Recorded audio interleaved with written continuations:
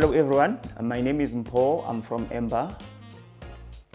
I'm a founder of Tsales Investments, African Camp Group, Boswell Lapa, and the Boss Bling Entertainment. I'm running 4 companies. Mpho umfana okule, I grew up as umajaivana as an artist. Ngisebenza nama-artist amaningi which I can mention abo Speakiri. Actually, the first artist ngisebenza naye ngisebenza noTVET as a dancer. Then ngabuya ngasebenza nama-artist amaningi as a dancer ngimajayivela abo-Oskido into ezinjalo. Then I decide to go now let me do my own music. Then I open a company yami Boss Bling Entertainment way back.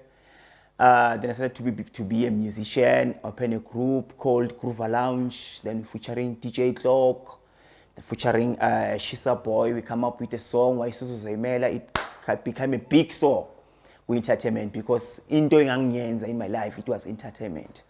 Also, Mangsa I used to be a fashion designer. I used to dress up with I used to dress up King Goes with Afrotainment.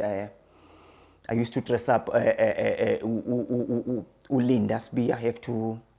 So when this card nezinto Zambia, I used to sell them zinto to dress up because as a fashion design desenjalo.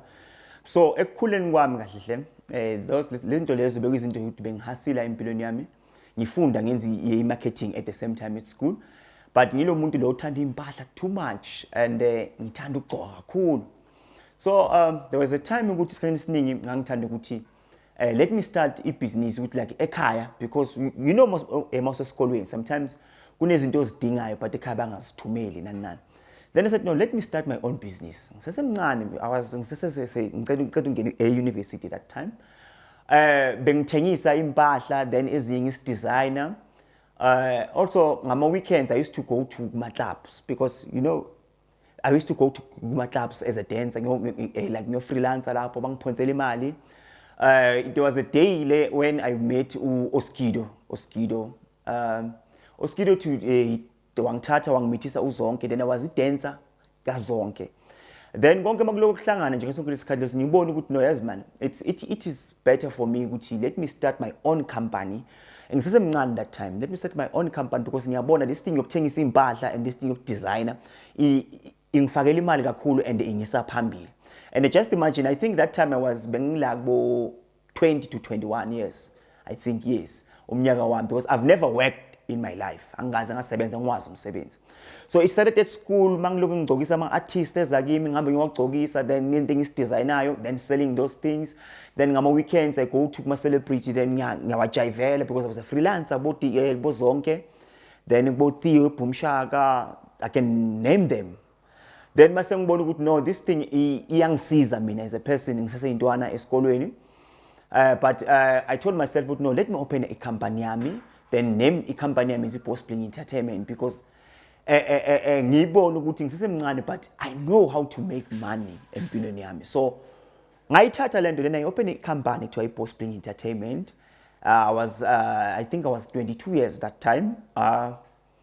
Then mangivula le company, that company it works for me because I started to dress up uSifiso full time to become a dresser kaSifiso full time and ngisebenzela leyo nto leyo. Then another thing I open I call it group ngithatha a group ukuthi nathi ngivule a group because already sengiphakathi ku-industry manje. Let me open a group ngibize ukuthi it's a Groove Lounge.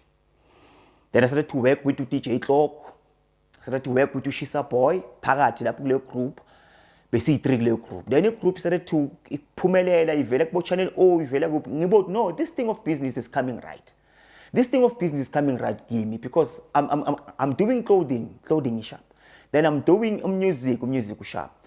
Then I started to push into the music as umuntu ophethe kulento leyo music kule group yethu as a leader and everything. We started to vele ma TV kudlala kuma radio where the money comes in. Started to comes in, then we push. But you know, empilweni ukuthi isikhathi esiningi masesiqala sibona simajiti ukuthi no, imali yangena asiboni ngeso elinye. And remember that time I was a leader and I'm the one who started that thing.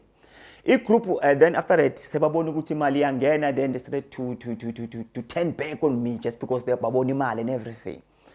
Then igroup yawa kanjalo, then company yami yasala iyodwa, but that time I was using company yami to dress up ama-artist, to buy, to go and buy clothes for my celebrities. Even can mention about Zahara, I can mention about Zambia. There are quite lots of artists now in terms of fashion. Then about no, then I wanted to open a boutique because remember on the side of music one, a group because I started to see channel O, then I started to see Mali and then they turn their back on me. But remember one thing, with into my zen now is now. So I started to selling a company boss play. Then I push at the age of 23. I remember there was a birthday, my brother wanted to buy me a Mini Cooper. Mini Cooper, business level. But because being a business minded, I went to school, marketing because I said to him, no, I saw a place. Why can't you buy a place for me? Just want to open a nightclub at the age of 23. My first business, I opened a nightclub down in 23 years.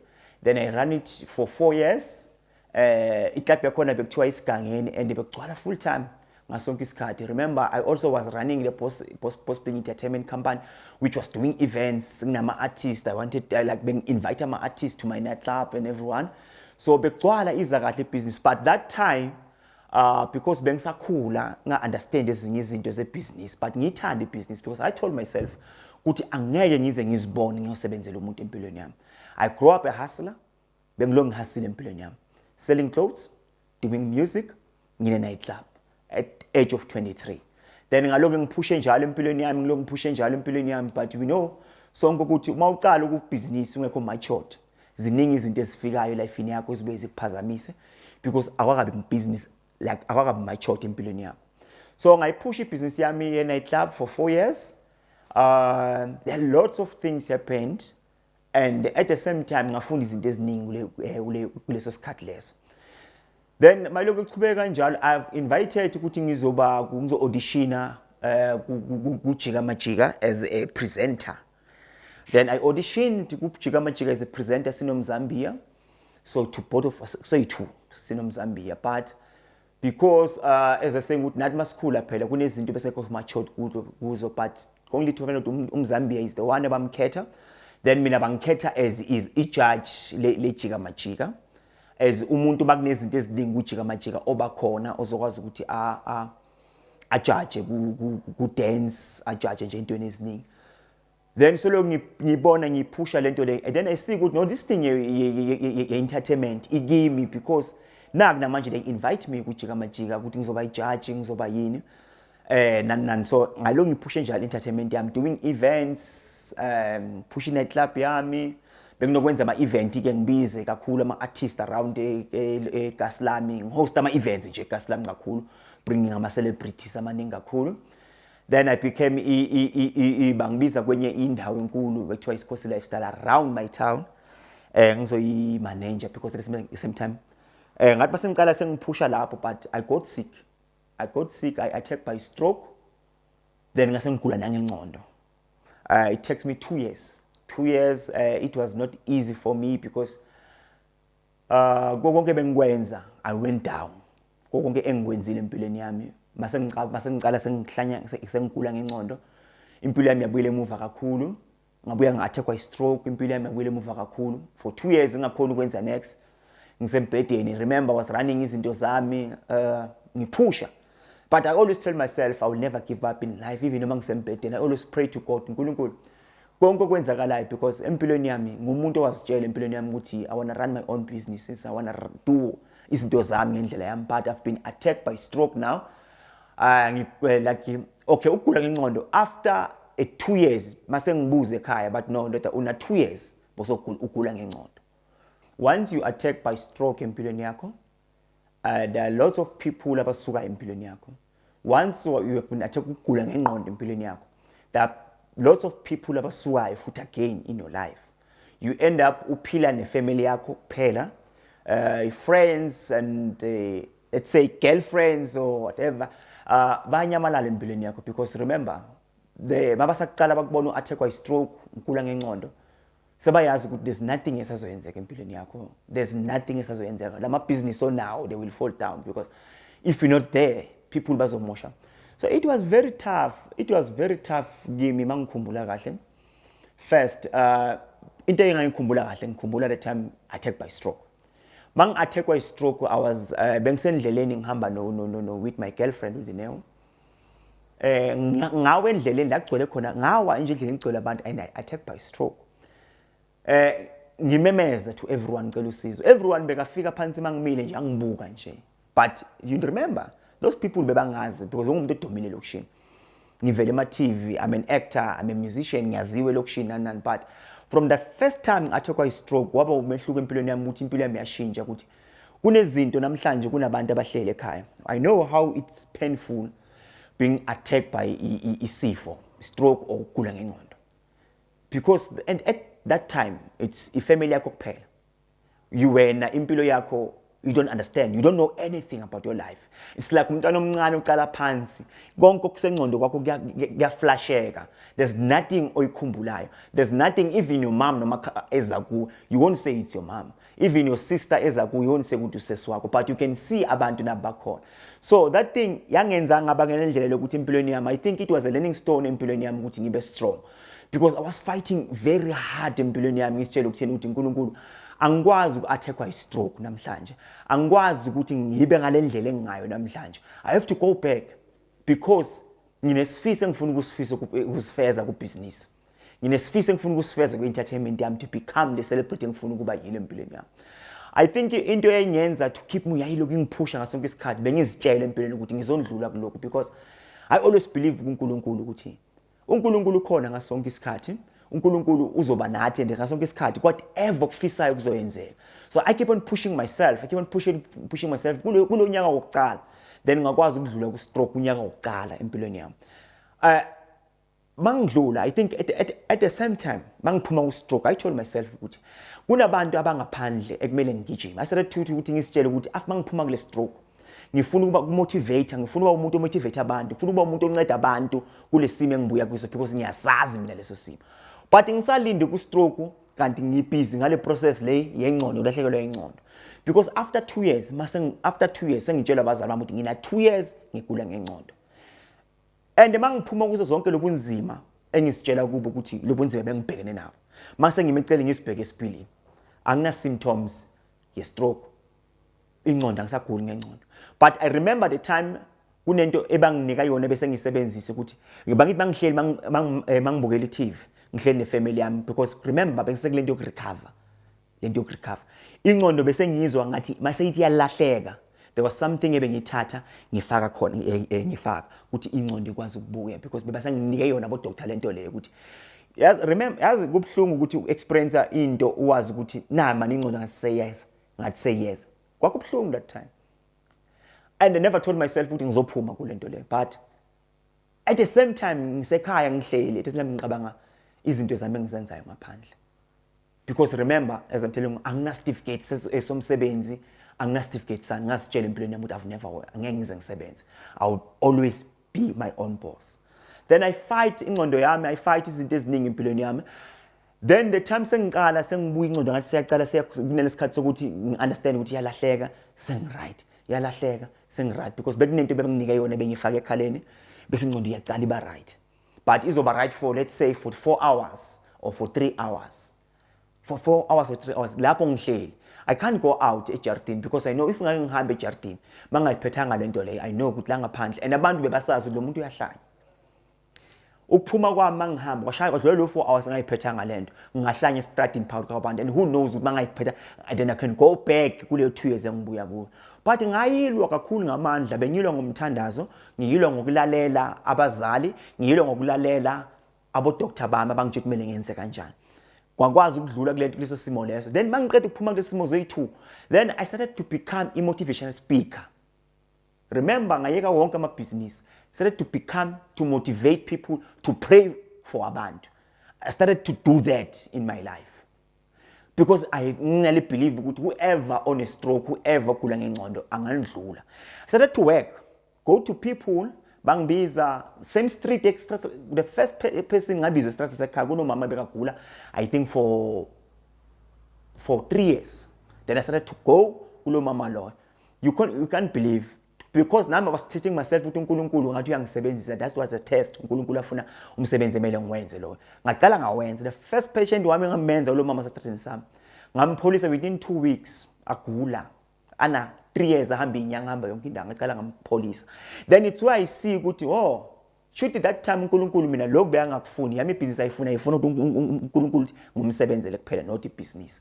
Then I started to go to motivate people to go emzini bangibiza abantu ngibapholisa ngibathandazela do nje izinto ezipositive. Even now I have a Facebook page yami la ngithandaza khona abantu la ngipusha khona abantu engibakhuthazayo entweni eziningi. Then I started to work ngipholisa abantu. You know uma usebenza kunemindeni ekubongayo ukuthi ke siyabonga usipholisela umntwana entweni eso bakubonge nenana.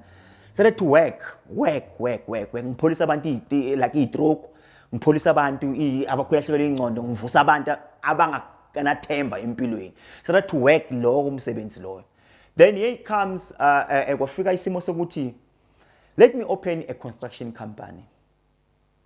While I was busy working ngabantu ngipholisa abantu ngisasebenza until now I'm still working with that. Then I started to open a company yami kuthiwa Tsales Investments. I opened that company under my name, under my surname is Tsales Investments, which is doing civil construction, scaffolding hire and plant hire. While I'm doing umsebenzi wami lo ngapha, then I'm doing another umsebenzi. Then here comes ukuthi ngathola i-job enkulu. My first job eMbalenhle babashise i-Mpho Mall, eMbalenhle umphakathi washisa mall. By Shisi Mall. Then my first job, I got a first job a mall to fix, to rebuild the mall at Mbalenhle. My company is Tsales Investments. Then I started to work there. Ngabantu abasebenzi, I think my abasebenzi bengina 120 abasebenzi bebangisebenzela. Then that contract it was a contract for 1 year 5 months, but I couldn't understand business. Remember I was doing the business yami lokupholisa abantu ngenza yona. Then when it comes to ngeza kwenye ku center vendor, then I met uNkululeko ku center because imali mina bengena imali, bangena imali ngihola abasebenzi, then I eat imali because I'm not into construction. Then ngahlala phansi naboNkululeko bangifundisa ukuthi business ihamba kanjani occupation vendor. Then I started to become a businessman again. Remember while la ngibuya khona empilweni. And for that I want to tell you ukuthi umuntu whatever yenzakala empilweni yakho never give up. Whatever isimo obhekana naso never give up. You can ungaba phakathi empilweni ukuthi kunzima empilweni yakho, kunezinto ezingenzeki emhlabeni wakho, it doesn't mean ukuthi you must give up. Kunabantu esihlezi manje sikhuluma ekhaya who attacked by stroke, who attack about ukugula ngengqondo, aba-attackwa ezinye izifo, and baneyifiso bahlele ekhaya nje bagula, banamabhizinisi emele bawarane, banamabhizinisi emele aqhubeke ngempilo zabo, but they can't. There's one thing I will tell you, never give up in your life. Ngiphuma khona ngayiqala ibhizinisi, then something went wrong empilweni yami, kwamosheka everything. Ngathekwa i-stroke, ngagula ngengqondo, but ngaphuma ngasebenza ngabantu abagula ngalezo zifo lezo, ngabalapha. Still namanje ngisabalapha, ngisachubeka nabo ngisabalapha. Then there comes good business. Then I open a business ezingifuna ukuchaza ukuthi yachubeka iyasebenza. Then ngabulungisa imall, bengina 120 ngahire 120 people from elocation lami bangisebenzela Tsales Investments. Yasebenza, I rebuild the mall for 1 year 5 months. Ngimsebenzi waboNkululeko from incubation abo Zenita, they helped me, they show me how business rana kanjani because bengidla nje imali nje. Then ngafunda bangihambisa ama-course. Ngaqala ngayibona ibhizinisi yami Tsales Investments nayo iyaqala iyakhuphuka nani ngayakha imall ngayiceda. Then I got a good references kubelungu and everything. I see no, this thing of business it's working. Then ngisaqhubeka njalo I get a job again to build Sasol garage. The Sasol garage, my company Tsales Investments got is to build Sasol garage. Then I hire futhi abanye abantu, I think 60 people to build the Sasol garage. While I'm busy building the Sasol garage, kwavela futhi enye contract yokulungisa isikolo elokushini lami, which bangilungisa ama-room ayi-4 bangibiza bathi ngizobalungisela. Then lokhu ichubeka Tsales Investments. Then Tsales Investments remember I started Leo business later, then I opened another business because it was running, Tsales investment, it was running that time. I opened another one. Before that, we went to, I opened another one, a restaurant. I bought my shares to a restaurant, which is a big restaurant. It's Bosveld restaurants. It's in Secunda in town. It's in Secunda and Nelspruit and Springs. So I become a co-owner of those restaurants. Then I bought shares there, become an owner of Bosveld restaurants. Ngalokhu ngiphushe njalo with my Tsales investments, Bosveld lapha restaurants. Then it becomes, I open we go to COVID. COVID, it was a tough time because remember I was still building that Sasol garage. Sangena ku COVID. Then I was running a restaurant. Kwabanzima kakhulu ke futhi still that time. But because ngingumuntu ozamayo empilweni, ngumuntu ohleza afuna amathuba empilweni. Same time as ngena COVID, I opened a new company. Same time as ngena, I opened another company said African Camp Group, which deals with my sanitizer, my mask. Remember, I'm a hustler.